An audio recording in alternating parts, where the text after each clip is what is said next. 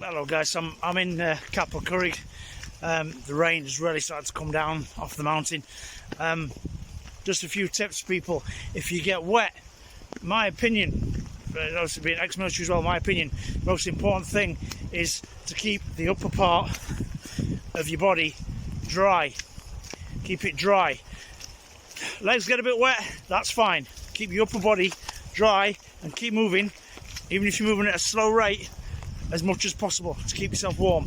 Because if you get trapped in shit like this and you get saturated, you're going to start going down, which means you're going to get cold and you're going to possibly get hypothermia, or you're going to get really, really ill.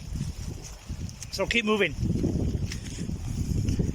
Keep your upper body dry. If you get absolutely both get saturated, one of the best bits of advice I can do for you, if you've got anything dry in your bag at all that you can both fit in, absolutely just squeeze yourself both inside of it like a hoodie, and hug each other.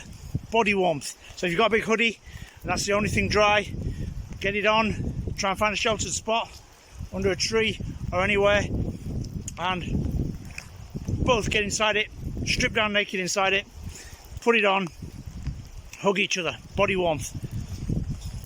Happy days.